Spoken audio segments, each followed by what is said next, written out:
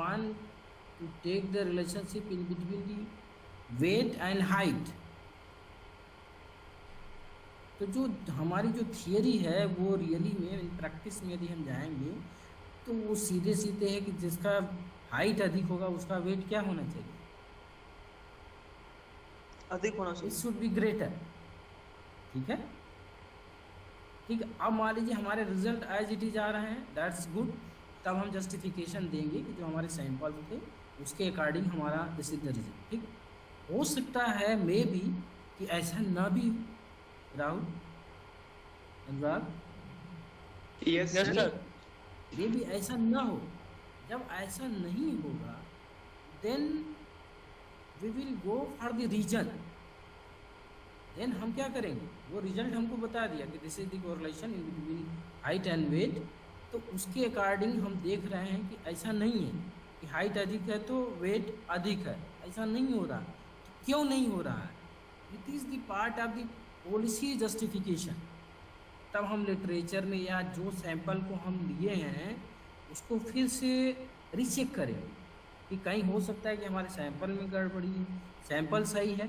तब हो सकता है कि हाँ ये जो रीज़न है, रीज़न के बेसिस पे हम कह रहे हैं कि यहाँ भले हाइट अच्छी, मतलब हाइट अच्छी है लेकिन उनका वेट अधिक नहीं है। इसका रीज़न ये है कि उनके जो डाइट हैबिट है वो इस तरह से है, अनुराग। ठीक यस है, सर। तो ये है, दिस इज द स्टैट्स। हम क्या है, टूल हमको मालूम है कि कोरिलेशन क्या कहता है, हम उस पे आएंगे। अभी तो थोड़ी मतलब सबसे लास्ट में हम लोग कोरिलेशन पे पहुंचेंगे इन योर सिलेबस, और वहीं से एंड भी हो जाएगा हमारे पार्ट का, जो मतलब हमें जो पढ़ाना है दैट विल बी एंड। तो वो एक टूल है। जैसे एवरेज क्या है, एवरेज क्या है, average is a kind of tool जिसके बिना पे हम क्या करते हैं, बड़े नंबर्स को भी हम एवरेज में देखते हैं तो कहते हैं कि हाँ this is the average income of this group. क्यों, मानिए कोई ग्रुप, कोई क्लास हम लिए हैं, उसका हमारे पास इनकम है तो हम एवरेज देखेंगे कि ओवरऑल एवरेज इनकम कितनी है उस सोसाइटी की। तो एवरेज क्या है, जितने मतलब टोटल नंबर ऑफ इनकम को ऐड करेंगे, नंबर ऑफ जो मेंबर्स हैं उनसे डिवाइड कर देते हैं। तो स्टैट्स में we are understanding about the tools कि ये टूल कहते क्या है। देन हम डेटा लेते हैं, डेटा के अकॉर्डिंग रिजल्ट देखते हैं, और फिर हम थियोरेटिकल जस्टिफिकेशन भी हमें देना होता है। This is the real thing which is going on. जो भी रिसर्चेज हो रहे हैं, जो भी हम प्रोजेक्ट कर रहे हैं, वो these are based on the statistical tool. हम स्टैटिस्टिकल टूल से पहले उसका कैलकुलेशन करते हैं, उसके बिना पे हम पॉलिसी जस्टिफिकेशन देते हैं कि हमारा जो रिजल्ट है as per the theory it is true but there is a problem of something. तो वो हम फिर एक्सप्लेन करते हैं। वही जो एक्सप्लेनेशन आपका होता है, policy justification is of your contribution into the literature. Literature में वो आपका कंट्रीब्यूशन है। ओके, जैसे Yes. Try to understand the pie diagram in previous lecture. तो उसमें क्या था, पाई डायग्राम हम ये देख रहे हैं कि ओवरऑल जो गवर्नमेंट एक्सपेंडिचर कर रही है किन किन एरियाज में, उसका परसेंटेज ऑफ एक्सपेंडिचर कितना। जैसे हम पाई के रूप में वहाँ रिप्रेजेंट कर दिए तो ओवरऑल देखने से एक जो लेमैन भी होगा वो भी ये कह रहा है कि हाँ कि ट्रांसपोर्टेशन में ज़्यादा खर्च हो रहा है, कि इरिगेशन में खर्च ज़्यादा हो रहा है, हेल्थ है या आर एजुकेशन में ज़्यादा खर्च हो रहा है। ठीक है, तो ये है, this is the beauty of the statistical tool by which we can conclude the things in a easy way. और यदि ये स्टैटिस्टिकल टूल ना हो तब चीज़ों को नरेट करने में, एक्सप्लेन करने में obviously we have to face the problem. ठीक है, तो this is the role of the statistical tools particular. Okay, now come to the point. पिछले क्लास में ये राहुल कुछ डाउट थे, तो इन्होंने कहा कि एक बार रिपीट सर कर दीजिएगा थोड़ा सा। जैसे हम लोग पर्टिकुलरली अब हम लोग देख रहे थे, we have understood about the diagram. We have started in the previous class about the graph. तो ग्राफ में firstly it is histogram, then frequency polygon, then frequency curve, then mosaic, then Lorenz curve, ठीक है। और हमने ये भी पूछा था कि what is difference in between histogram, frequency polygon and frequency curve.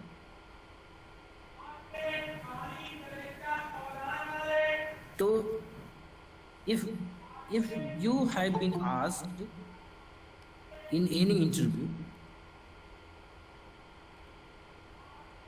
this question, then what will be the exact answer? This is my query. Rahul, Yes, sir. try to recall the things. What is the basic difference in between histogram, frequency, polygon and frequency curve?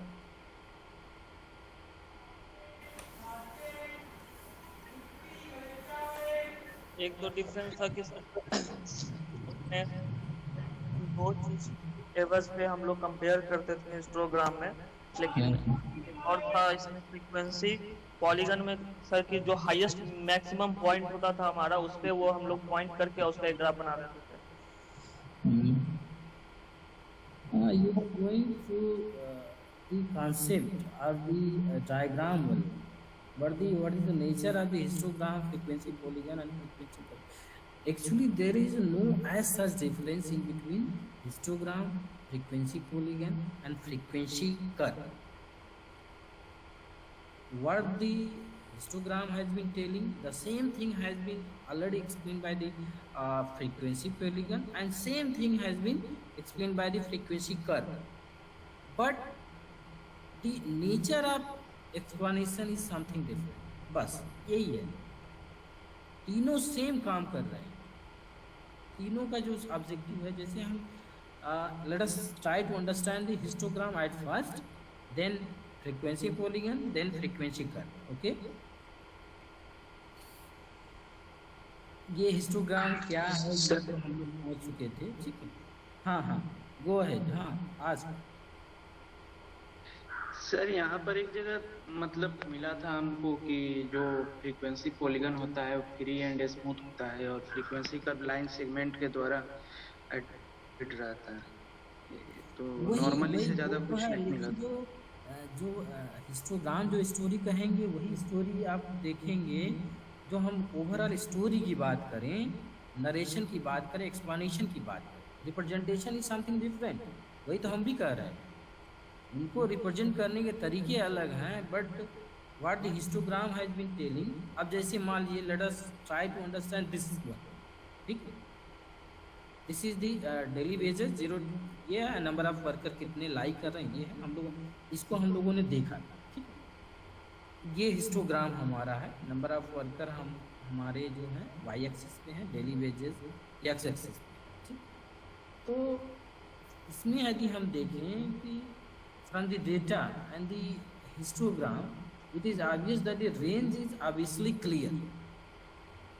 इसमें range क्या है daily basis, data और diagram दोनों से देखने पे एक चीज समझ में आएगी, रेंज 50 है सर। रेंज नहीं, वो तो इंटरवल है ना। रेंज बेटा minimum to maximum sir 300 0 to 300, ठीक है, 0 to 300, ठीक है। इसमें रेंज आप देखिए, डेली वेजेस का रेंज क्या है, मिनिमम क्या होगा, 0 हो सकता है, और यहाँ पे मैक्सिमम क्या है 300, वो यहाँ से भी नरेट किया, ठीक है। And another thing, second point is कि height of rectangle in histogram represent about the frequency, or in others word maximum height of rectangular represent about the maximum frequency class interval particular, and it means in daily wages data maximum number of working, yeah, maximum number of worker working in the class interval, in the class interval, 100 to 100, yes, 100 to 50. 150, जिसमें कि number of worker कितने हैं 27, ठीक। तो ये height के बिना पे भी पता चल रहा है हिस्टोग्राम की कि मैक्सिमम हाइट किसकी है, 100 to 150। हाँ 100 to 150 का जो रेंज, जो मतलब इंटरवल है, उसी में सबसे ज़्यादा हाइट हिस्टोग्राम की है, ठीक है। एक दूसरी स्टोरी, ये रेंज हाइट के बिना पे नंबर ऑफ वर्कर कहाँ लाई कर रहे हैं, सेकेंड थिंग। थर्ड थिंग ये है कि in order to arrange the height, the adjacent histogram, particularly जो एडजेसेंट जो वैल्यू आप देख रहे हैं 100 150 से जो एडजेसेंट मतलब 50 से 100 और 150 से 200, ये आप देख रहे हैं इन दोनों की, ये दोनों क्या है ये, और इसी 50 100 और 100 से 50 और इसके बीच में आप देख रहे हैं 150 से 200 के बीच आप देखेंगे कि नंबर ऑफ जो फ्रीक्वेंसी है या नंबर ऑफ लेबर जो हैं इन्हीं फ्रीक्वेंसी में क्या कर रही हैं, लाई कर रहे हैं।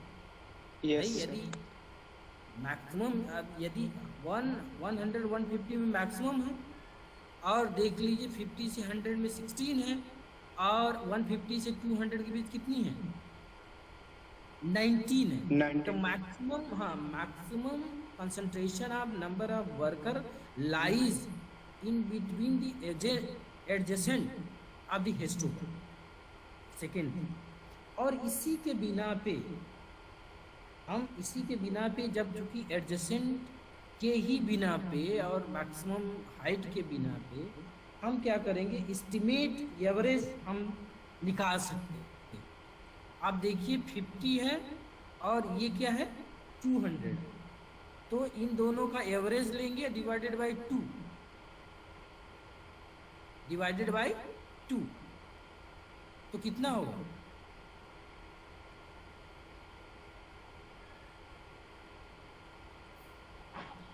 भाई 50 + 200 इक्वल टू 250 डिवाइडेड बाई 2, 125। इसका मतलब ये है कि जो मतलब एवरेज डेली वेज होगी वो कितनी होगी 125, जो एवरेज की बात है, ठीक है। और इसमें भी देख लीजिए कि मैक्सिमम कंसंट्रेशन जो है, मैक्सिमम हाइट कितनी है 100 150 से, अब देखिए इसका भी एवरेज लेंगे तो कितनी आ रही है, वो भी कितनी आ रही है, वो भी 125 ही आ रही है। इसका मतलब कि maximum concentration of highest histogram and adjacent histogram reveal the average estimate, ये एवरेज एस्टिमेट दिखा रहे हैं। अब यही सेम चीज हम ये तो ठीक है, सॉरी, अब यही सेम थिंग हम फ्रीक्वेंसी पॉलीगन में देखेंगे, बट इसमें प्रॉब्लम क्या हो, आपको फ्रीक्वेंसी, बहुत सारे बच्चे इसमें हो सकता है हिंदी मीडियम के हुई हों, तो इसका जो फ्रीक्वेंसी पॉलीगन का जो हिंदी होता है वो आवृत्ति बहुभुज होता है। क्या होता है आवृत्ति बहुभुज होता है, ठीक है। तो इसमें यही है कि पॉलीगन जो होता है, जो बहुभुज होता है, इसमें जो भी हम ज्योमेट्रिकल जो लाइन या वो करते हैं, वो जिसमें क्या है कि ये अनेक क्या है पॉलीगन होते हैं, अनेक जो है भुजाएं होती हैं पर्टिकुलर, और ये क्लोज्ड होती है। क्लोज क्यों होती हैं ये देखें। इसमें भी वही चीज हम एक्सप्लेन करेंगे which is already explain through the histogram. But यहाँ पे अब हम क्या कर रहे हैं, यहाँ पे अब हम मिड पॉइंट का सहारा ले रहे हैं। किसका सहारा ले रहे हैं? यहाँ पे जो रोल बढ़ रहा है किसका बढ़ रहा है? Mid point. आप देखिए मिड पॉइंट, सारे मिड पॉइंट से इसको जोड़ते हुए ये बनाया गया। अब एक पॉइंट जो सबसे महत्वपूर्ण है, समझने वाली है, कि ये जो सबसे फर्स्ट वाला है, ये जो यहाँ पे ये 0 पे लाई कर रहा है यहाँ पे, ऐसा क्यों है? कोई बता सकता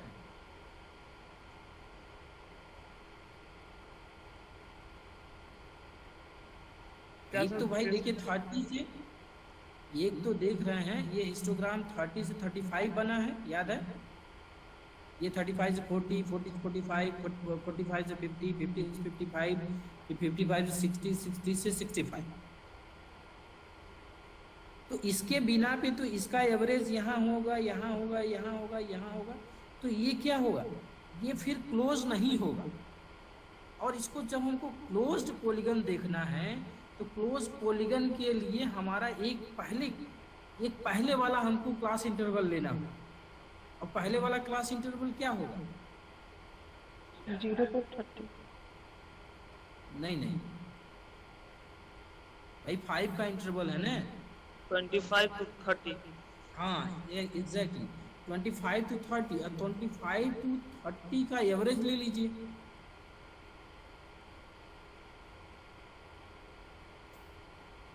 उसका एवरेज लीजिए।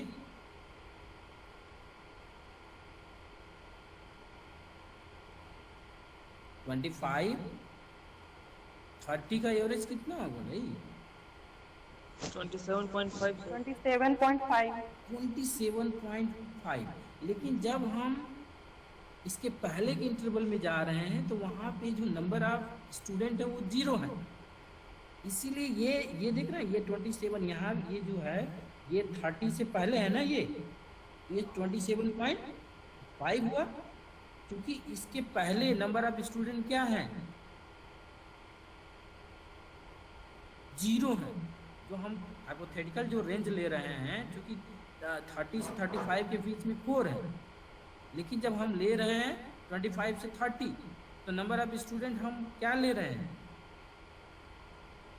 0 हो। ठीक, इसी तरह अब हम क्लोज यहीं पे रुक जा रहे हैं, क्योंकि हमारा जो मैक्सिमम रेंज है वो 60 to 65 है यहाँ। इसका एवरेज हम ले रहे हैं, मिड पॉइंट ये है, ठीक। लेकिन हमको इसको क्लोज्ड पॉलीगन लेना है, क्लोज करना है, तो क्या करेंगे?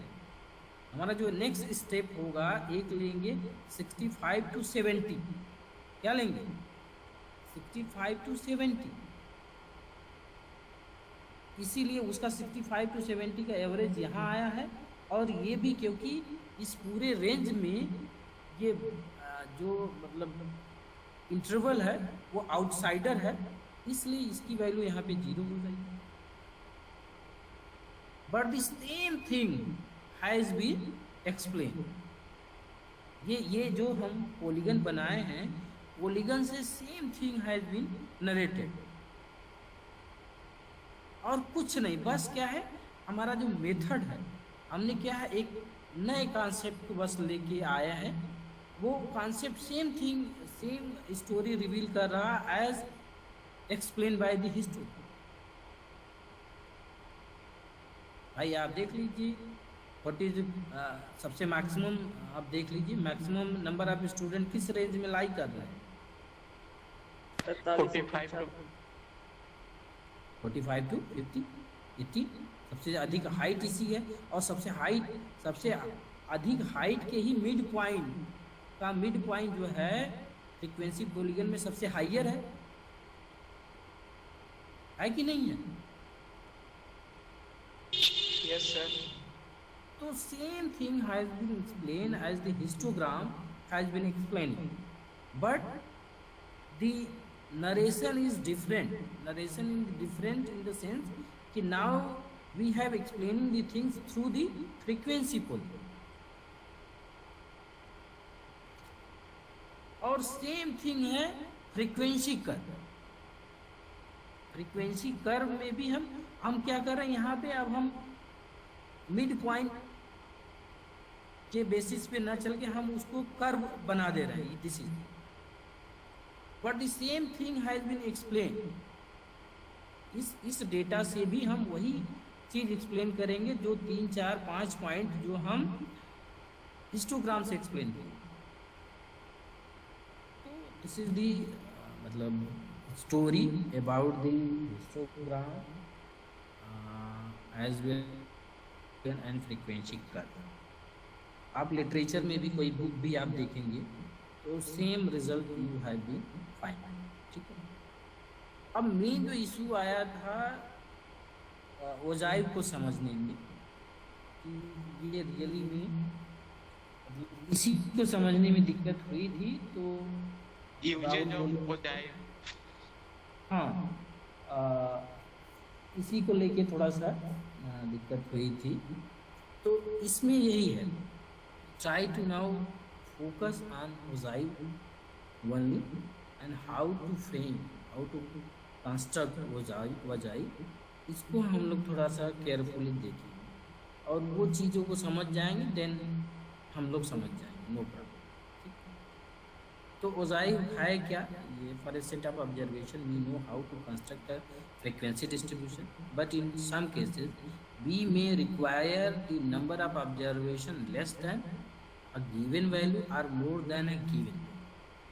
ठीक है. In this case we obtain a accumulative or cumulative the frequency up to the given value, and this cumulative frequency or accumulative frequency is called cumulative frequency, and these cumulative frequency are then listed into a table that is known as cumulative frequency table, and on the basis of this table the curve is obtained by plotting the cumulative frequency is called a cumulative frequency curve or an ogive.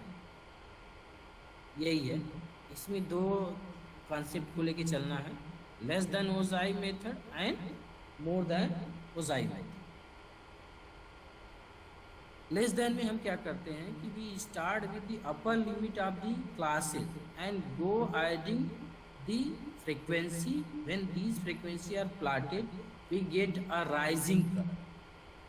But in more than ogive method we start with the lower limit of the classes, and from the total frequency we subtract the frequency of each class. When these frequency are plotted we get a declining curve or descending curve. ये आप इस table को यदि समझ जाएं तो there is no problem to understand or to draw the ogive. ये देख रहे हैं क्लास इंटरवल है, फ्रीक्वेंसी आपकी दी हुई है, ये 5 का इंटरवल है, आप देख लीजिए 20, 25, 25, 30, 30, 35, 35, 40, 40, 45, 45 to 50, उसमें ये फ्रीक्वेंसी दी है. ये सारे फ्रीक्वेंसी को हम ऐड ऑन कर रहे हैं तो n बराबर कितनी हो रहा है? n बराबर 50. n बराबर 50. अब यही जब हम असेंडिंग भी चलेंगे तब भी हम 50 पाएंगे और डिसेंडिंग चलेंगे तब भी हम 50 पाएंगे. कैसे? ये क्यूमुलेटिव फ्रीक्वेंसी, ये असेंडिंग आर्डर है, क्यूमुलेटिव फ्रीक्वेंसी ये डिसेंडिंग. अब असेंडिंग आर्डर के लिए 5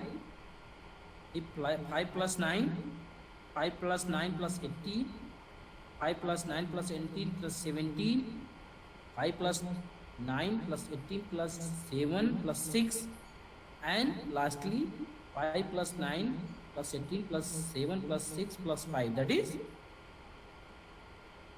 50. n बराबर क्या है? 50 है. असेंडिंग में भी हम कर रहे हैं. अब हमको डिसेंडिंग आर्डर में चलना है. तो डिसेंडिंग फिर हम नीचे से ये 5 प्लस 6 11, फिर 11 प्लस 7 यहाँ मान लीजिए 18 प्लस 18 36, फिर 36 प्लस 9 45 प्लस 5 50। और उसी के बिना पे ये यदि हम देखें पर्टिकुलरली, तो जैसे हम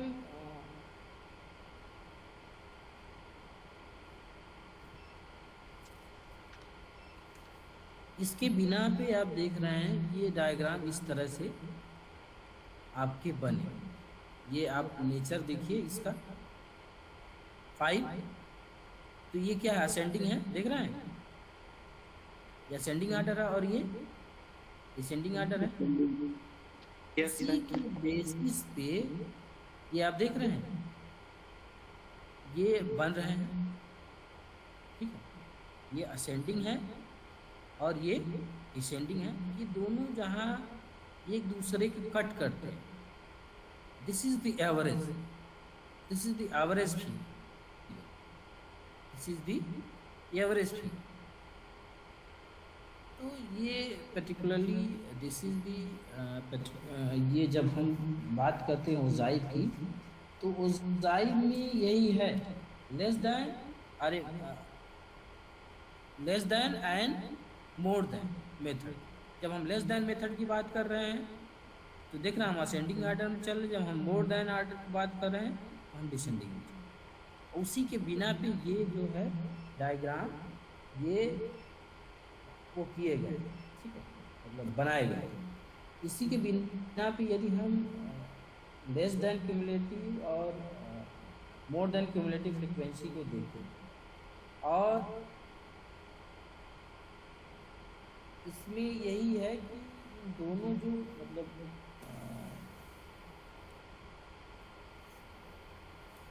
असेंडिंग और डिसेंडिंग के बिना पे हम बहुत आसानी से एवरेज निकाल ले रहे हैं, और इसमें कहीं कोई बहुत हमको मेजर प्रॉब्लम नहीं हो रही, जैसा कि और हम लोग दूसरे जो कॉन्सेप्ट देख रहे थे उसमें प्रॉब्लम हो रही है, ठीक है।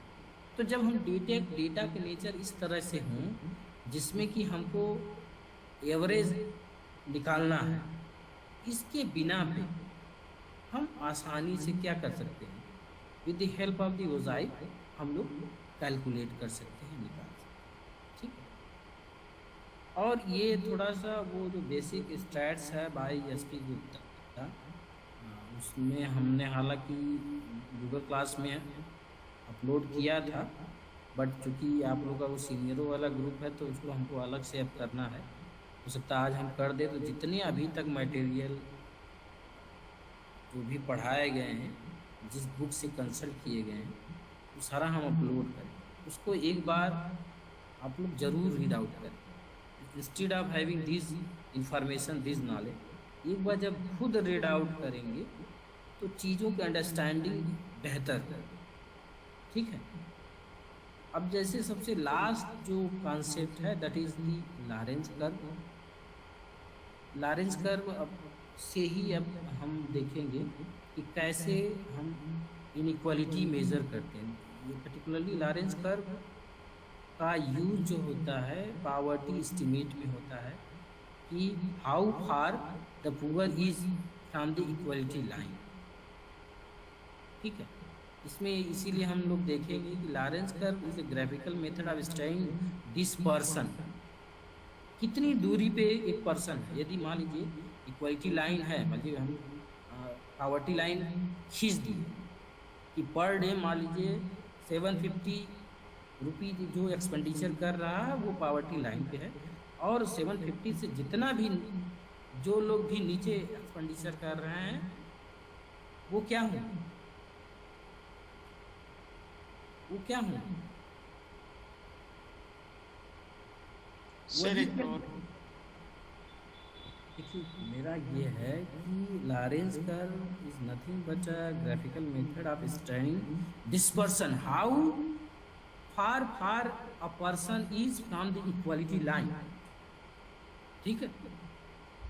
कोई भी जो व्यक्ति है, मान लिया हमने कहा ना पॉवर्टी एस्टिमेट पर डे, मान लीजिए 750 जो खर्च कर रहा है वो गरीबी रेखा पर, ठीक, और वो सारे व्यक्ति जो 750 से कम खर्च कर रहे हैं वो क्या होंगे, वो गरीबी रेखा से क्या है, नीचे होंगे। नीचे होंगे, दूर होंगे। तो वही हम लॉरेंस कर्व से वही हम लोग स्केच करना चाहते हैं कि उस इक्वलिटी लाइन से एक पर्सन कितना दूर है, कि एक सोसाइटी कितनी दूर है, उसी के आधार पे हम जनरलाइज करें।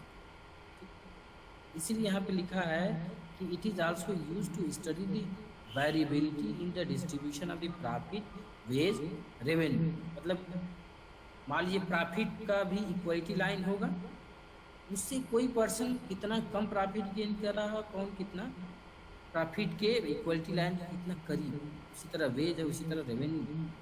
किसी को कोई भी एक टूल ले लें, एक वेरिएबल ले लें, उसके बिना पे हम उसके नेचर के बिना पे, उस कर्व के बिना पे हम एक्सप्लेन कर सकते हैं। एंड यही देखिए हम आ गए लास्ट में, it is specially used the degree of inequality in the distribution of income and wealth between countries are the different between the periods, and therefore it is a percentage of cumulative value of one variable in the combined with the percentage of cumulative value in the other variable, and the Lorentz curve is drawn, and the curve start from the origin हमको मालूम है 0 to 0, and it ends at the 100. If the wealth, revenue, land, etc. are equally distributed among the people of the country, then Lorentz curve will be diagonal of the square. ठीक है, but this is highly impossible. क्यों? क्योंकि किसी भी society में, ठीक है, government is always trying कि इनइक्वालिटी कम हो, बट लेकिन होता क्या है भाई, जाहिर सी बात है, जो इंटरप्रेन्योर जो रिस्क लेगा उसका रिटर्न अधिक होगा, उसका प्रॉफिट अधिक होगा, जो रिस्क नहीं लेगा उसका प्रॉफिट नहीं होगा, उसका वेल्थ नहीं होगा, ठीक है। लेकिन जो इक्वलिटी लाइन है वो ये बताती है कि इस इक्वलिटी लाइन पे सारे लोग बराबर हैं। दैट मीन कि wealth, revenue and land is distributed equally among the society, among the people. लेकिन क्या ऐसा है? पूरे वर्ल्ड को देखेंगे तो आपको ऐसा दिखता है?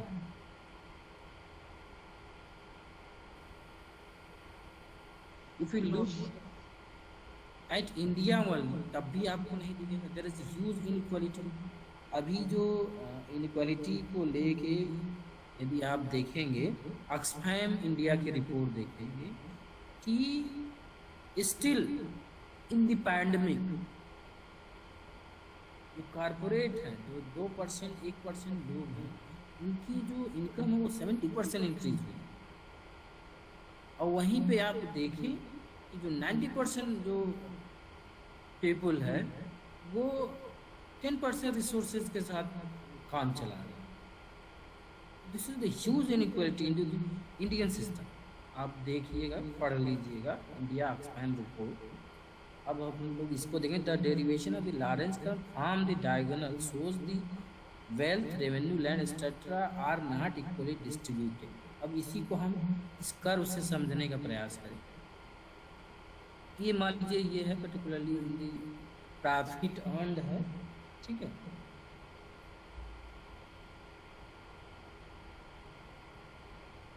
ये नंबर ऑफ कंपनीज हैं जो कि अर्न करने, उसी के बिना पे ये यहाँ पे क्यूमुलेटिव प्रॉफिट आप देखिए कैसे क्यूमुलेटिव निकाला गया है, ठीक है, क्यूमुलेटिव उसी के बिना पे ये देख रहे हैं ना, यही है cumulative percentage of company, number of company को यहाँ रखा गया है, और क्यूमुलेटिव परसेंटेज ऑफ प्रॉफिट को वाई एक्सिस पे रखा गया। ये क्या है देख रहे हैं, ये क्या है?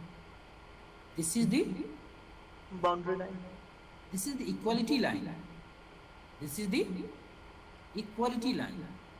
यदि इक्वालिटी ए और ई, हाँ, this is the equality line.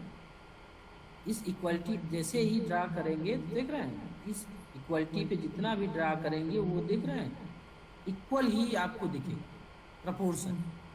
इसीलिए this is called equality line. इससे ये जितने ही दूर होंगे, ये देख रहे हैं, इस इक्वलिटी लाइन से बी क्या है, जो एरिया बी है वो क्या है, वो ज़्यादा दूर है। और जो एरिया ए है वो क्या है, ये इक्वलिटी लाइन के थोड़ा करीब है। इसका मतलब कि प्रॉफिट ऑन जो है ये जो एरिया ए है इसमें अधिक प्रॉफिट हम गेन कर रहे हैं बजाय कि एरिया बी की। और यदि हम इन एरिया ए और एरिया बी या प्रॉफिट गेन को हम लोग छोड़ दें, यहाँ पे यदि हम सिर्फ ले लें क्यूमुलेटिव परसेंटेज ऑफ पॉपुलेशन, यहाँ पे ले लें एक्स एक्सिस पे, ठीक है, यहाँ पे क्यूमुलेटिव परसेंटेज ऑफ इनकम, ठीक है, और ये मान लीजिए इसको ले लो, ये यही है, ये लॉरेंस है यही। तो इसका मतलब आप देख रहे हैं कि इक्वलिटी लाइन से ये कर्व क्या है, काफ़ी दूर है। इसका मतलब ये जितना ही इसके करीब आएगा उतना इनइक्वलिटी बढ़ती जाएगी, और ये लाइन जितने इसके करीब आएगा उतने इनइक्वलिटी क्या होती है, इनइक्वलिटी क्या होती जाएगी, बढ़ती कम जाएगी। होती जाएगी, घटती जाएगी, इक्वालिटी बढ़ती जाएगी। हाँ, वो इक्वलिटी की तरफ मूव करते जाएंगे, ठीक है। तो ये एक बहुत अच्छा, ये लॉरेंस नाम से ही स्टैटिस्टिशियन थे, इन्हीं के नाम से लॉरेंस कर्व पड़ा। और इसी के बिना पे आप लोग सुने होंगे गिनी कोफिशिएंट, गिनी कोफिशिएंट सुने होंगे, नो सुने हैं कि नहीं? गिनी कोफिशिएंट क्या होता है, ये जो इक्वलिटी लाइन है, इस लाइन इक्वलिटी लाइन, ये पूरा का पूरा एरिया, ठीक, और डिवाइडेड बाय ये शेडेड एरिया। तो क्या होता है कि गिनी कोफिशिएंट हम परसेंटेज ऑफ इनइक्वालिटी निकालते हैं। लॉरेंस कर्व क्या है, एब्सोल्यूट बताता है कि हाँ, लॉरेंस कर्व जितना इक्वलिटी के करीब है उतना क्या है, मतलब इनइक्वलिटी उतनी ही कम है, और जितना दूर है उतनी इनइक्वलिटी अधिक है। लेकिन ये नहीं बताता, मैग्नीट्यूड नहीं बताता। And magnitude has been derived by the Gini coefficient, ठीक है। वो गिनी कोफिशिएंट से हम कैलकुलेट कर पाते हैं। तो ये इक्वलिटी लाइन के बाद की total area divided by this shaded area, ये पूरी की पूरी शेडेड एरिया। तो हम क्या है, इससे मैग्नीट्यूड निकालते हैं, तो पता चलता है कितना परसेंटेज। और गिनी की जो वैल्यू होती है वो 0 से 1 के बीच में वैरी करती है, ठीक है। 0 है का मतलब क्या है, 0 का मतलब है कि हम लोग इस इक्वलिटी लाइन पे, इस इक्वलिटी लाइन पे, यस, और 1 का मतलब है कि हाईली अनइक्वलिटी, हाईली अनइक्वलिटी, ठीक है। इसलिए इंटरनेशनल लेवल पे आप देखेंगे तो गिनी की जो वैल्यू है 0.25 से 0.75 तक वैरी करती है। और अभी भी जो इंडियन इकोनॉमी में यदि जी की वैल्यू देखेंगे तो वो 0.83 के करीब है। अब आप सोच लीजिए कि how inequality is existing into the Indian economy. ये बेसिक है, हालांकि ये बहुत कुछ लिखा गया है। सर तो तो यहाँ पर ओवरऑल डोमेन ये जो फाइंड आउट करना पड़ेगा क्या? ये तो हाँ, ये तो डोमेन ही है, ये इक्वलिटी के नीचे डोमेन है। और ये हमारा क्या है,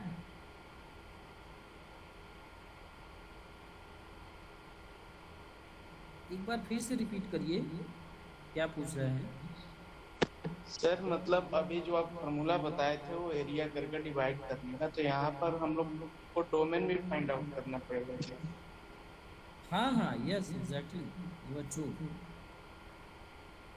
और मतलब डेटा के अकॉर्डिंग आप जाएंगे, प्लानिंग कमीशन, अभी तो ये पॉलिसी कमीशन हो गया है, पॉलिसी कमीशन की साइट पे भी अभी जाएंगे तो लॉरेंस कर्व और गिनी कोफिशिएंट को बाकायदे डेटा के थ्रू जा करके उसके फार्मूले डेवलप करके वहाँ पे बताए गए हैं, और रिपोर्ट भी हैं बहुत सारी, इनक्वलिटी भी अब देखेंगे। तो उस रिपोर्ट में भी लॉरेंज कर्व और गिनी कोएफिशिएंट का यूज किया जाता। बाद में आप देखेंगे कि सेंस इनक्वलिटी इंडेक्स आया। इनक्वलिटी में सेंस इनक्वलिटी इंडेक्स ये कहता है कि हमको मान लीजिए इनक्वलिटी लाइन, हम इक्वलिटी मतलब पावर्टी लाइन इस केस कर दीजिए 750, ठीक है। तो जो सेंस इंडेक्स है वो ये कहता है कि जो 750 से जो जितना ही नीचे है, मान लीजिए भाई 750 से नीचे का 210 भी हो सकता है ना, 150 भी हो सकता है। तो हम वो जो 150 एक्सपेंडिचर कर रहा है पर डे, इसका मतलब वो ज़्यादा गरीब है ना एज कम्पेयर टू 750। क्यों? Yes sir. तो उस केस में सेंस का जो सबसे बड़ा कंट्रीब्यूशन था पॉवर्टी को रिजॉल्व करने में, उनका ये कहना था कि most of the facility has been diverted towards the 150 250, ना कि भाई वो जो 750 है वो तो गरीबी लाइन पे है, पॉवर्टी लाइन पे है। हो सकता है कि 749 खर्च कर रहा, वो भी तो गरीब होगा। 749 वाला भी क्या होगा? गरीब होगा सर। गरीब होगा। लेकिन जो भी हम प्लान और पॉलिसी चलाते हैं वो 750 के नीचे वाले सभी के लिए चलाते हैं, ठीक। लेकिन होता क्या है, हो सकता है जो 749 वाला हो वो उस प्लान और पॉलिसी का अधिक वो फायदा उठा ले, तो वो बहुत तेजी से अप कर जाएंगे। हो सकता है नीचे के जो पायदान पे हैं, निचले पायदान पे 150 200 जो खर्च कर रहे हैं वो ज़्यादा गरीब है।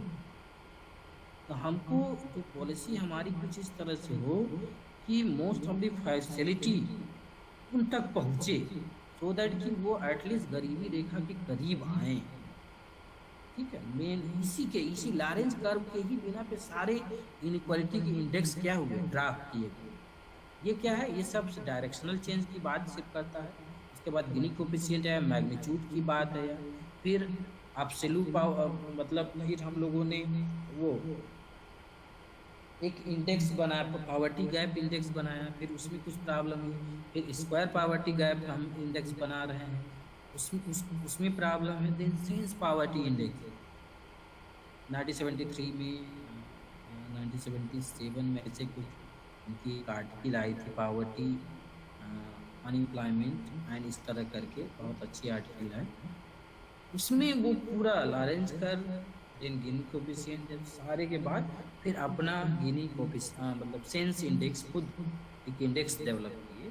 उसके बिना पे कि जो 150 और 200 जो कम से कम एक्सपेंडिचर कर पा रहे हैं वो ज़्यादा गरीब है, इसलिए उन तक वो पॉलिसी जो हो, जो प्लान हो, उन तक वो सुविधाएं through the policy, through the plan पहुँचाई। These are the particularly conceptual things which we have studied. अब हम लोग का जो क्लास मेन होगा, ये बेसिक चीज़ें थी। Before going through the statistics we must know it. अब इसके बिना पे अब हम लोग जो आपका मीन है, पर्टिकुलरली जो एवरेज है, एवरेज से स्टार्ट होगा। यदि हम आपके सिलेबस को देखें तो इस सिलेबस में यही है। सर हाँ, बट ये जो अभी आप लॉरेंज कर्व बताए हैं सर, इसमें तो ज्यादा कुछ क्लियर हुआ नहीं। जैसे हम लोग थ्योरेटिकल पार्ट पढ़ लिया, लेकिन इसका यूज कैसे करेंगे? यूज बेटा वही है, वही हमने कहा कि अब आप डेटा लो, ठीक है। मान लीजिए कोई पर्टिकुलर एक प्रोजेक्ट आपका है, through the Lorenz curve you want to explain the inequality, okay. आपका मेन मतलब ऑब्जेक्टिव यही है कि explain the inequality through the Lorenz curve, ठीक है। ये आपका क्या है, ये दिस इज द हंच। अब क्या करेंगे, जिस सोसाइटी के बारे में आपको स्टडी करना है, पहले तो आपको देखना होगा कि जो हम सैंपल ले रहे हैं वो हम किसका ले रहे हैं, ठीक है। उसके बिना पे हम देखेंगे कि जो हम लॉरेंज कर्व ड्रा कर रहे हैं, हम ये मान लिए कि हमारे यहाँ पावर्टी एस्टीमेट कितना है। अभी आप रंगराजन कमेटी के अकॉर्डिंग देखेंगे तो रूरल में 5,000 समथिंग है, अर्बन में 7,000 समथिंग पर मंथ ये है, ठीक है। तो हमें क्या है, हम एक ऐसे सोसाइटी को ले रहे हैं जहाँ पे कि गरीबी है और उनका हम एक्सपेंडिचर मंथली पूछ लें। इनकम के बजाय प्रॉक्सी जो होता है एक्सपेंडिचर, वो बहुत आसानी से बता देते हैं। अभी आप किसी से किसी का इनकम पूछेंगे ना तो वो बड़े आसानी से नहीं बताते, लेकिन जैसे ही उसके रिवर्स में जाते हैं उसका एक्सपेंडिचर पूछेंगे तो तुरंत बता दें, कोई भी हो, हम आप कोई भी। क्यों? जैसे आपसे कोई पूछे कि आपके फादर मंथली आपको कितना देते हैं तो उसको बताने में थोड़ा हेजिटेट करेगा, लेकिन हम पूछेंगे कि भाई मंथली आप कितना खर्च करते हैं, आप बुक्स पे कितना खर्च करते हैं, फूड पे कितना, वेजिटेबल्स पे कितना खर्च करते हैं, ट्रांसपोर्टेशन पे कितना खर्च करते हैं। इन सारे का यदि हम एक जगह सबमिशन करेंगे तो ओवरऑल एक्सपेंडिचर पता चल जाएगा कि नहीं चल जाएगा। अभी लीव ना करें भाई, अभी ये तो डिस्कशन का पार्ट है, इसको समझें। जो भी सवाल जिसने किया बहुत अच्छा किया, ठीक है। तो जब हमको मालूम है कि पावर्टी एस्टीमेट रूरल, मान लिया हम रूरल एरिया में दे रहे हैं, कोई स्लम में गए और वहाँ पता कर रहे हैं कि भाई आपकी इनकम क्या है। मान लीजिए हम 15-20 सैंपल लिए, 50 सैंपल, ठीक। सारे सैंपल का हम क्या कर लिए, मंथली एक्सपेंडिचर ले लिए और हमको मालूम है इक्वलिटी लाइन हमारी क्या है on the basis of poverty estimate which is given by the Rangarajan in 2012। उसके बिना पे हमको मालूम है कि जो मतलब इक्वलिटी लाइन होगी कितनी, 5,000। हाँ 5,000, सपोज दैट हमने माना है कि 5,000 जो है वो मतलब गरीबी रेखा पर है ऑन दी पावर्टी लाइन, वो गरीबी रेखा पर है, ठीक है। इसका मतलब ये कि इक्वलिटी लाइन इतना है तो उस पावर्टी लाइन पे जितने लोग हैं उतने में वो चीज़ों को, उससे जितने नीचे लोग होंगे वो सब के सब क्या होंगे, सारे के सारे लोग क्या होंगे अनुराग, इनइक्वालिटी के गरीब होंगे ना भाई। यदि 5,000 से उनके कम खर्च हो रहे हैं मंथली तो वो क्या होंगे, गरीब होंगे। अब हमने, हाँ अब हम मान लीजिए 50 व्यक्ति का लिया है, उस 50 व्यक्ति का एक हम एक्सपेंडिचर उसमें रखेंगे। किसी का 3,000 होगा, किसी का 4,000 होगा, किसी का 2,000, लेकिन वो जितने ही लाइन फार अवे होगा फ्रॉम द इक्वलिटी लाइन, ये इस लाइन से ये मान लीजिए ये वाली लाइन ये हमको अपडेट हो रही है, तो हम कहेंगे कि इक्वलिटी लाइन से ये काफ़ी दूर है। ये क्या है, जो डाट है यही तो हम क्या ले रहे हैं, ये डाट हम क्या ले रहे हैं, यही हम डिफरेंट पर्सन का मान लीजिए, हाँ डिफरेंट पर्सन का हमें क्यों हम सर्वे करने गए, हमने उनसे पूछा, उन्होंने बताया कि हमारा मंथली एक्सपेंडिचर इतना है। अब उसी के अकॉर्डिंग यहाँ रख लीजिए, आपको पता चल जाएगी कि ये जो जिस ग्रुप का हम स्टडी कर रहे हैं वो इक्वलिटी लाइन से कितना दूर है या कितना नज़दीक, समझ रहे हैं। यदि दूर है तो हमारा पॉलिसी डिस्क्रिप्शन, यदि दूर है तो हमारा पॉलिसी डिस्क्रिप्शन ये होगा कि इनको मैक्सिमम जो फैसिलिटी है through the plan and policy of the poverty यहाँ तक पहुँचे, और ये जितने कम होंगे तो इनको न दे के निचले पायदान या दूसरी सोसाइटी को हम देखें। क्यों? क्योंकि ये तो इक्वलिटी लाइन के लगभग क्या है, तो ये है अनुराग। ठीक है बेटा, हमें लगता है कि समझ में आया होगा कुछ। यस सर, बट इसका न्यूमेरिकल अप्रोच जो होगा कुछ न्यूमेरिकल अप्रोच वही है, न्यूमेरिकल अप्रोच। हाँ सर, कुछ नॉन न्यूमेरिकल दे दीजिए, हम लोग सॉल्व करेंगे सर, प्रैक्टिस हो जाएगा। अच्छा ठीक है, हम आप लोग को हम कल मिलेंगे, कल भी मिलेंगे, ठीक है। यदि कुछ न्यूमेरिकल मिलते हैं तो हम इस पर कंडक्ट कराएंगे, ठीक है। कल हम मिलेंगे 1 बजे से 2 बजे, आप लोग खाली रहते हैं शायद, 1 से 2। यस ठीक है, ओके कल भी सर। मिलेगी और सैटरडे को भी मिलेगी, क्योंकि थोड़ा जल्दी स्पीड अप करके आप लोगों को सिलेबस खत्म करना है। ठीक है, तो कल 1 o'clock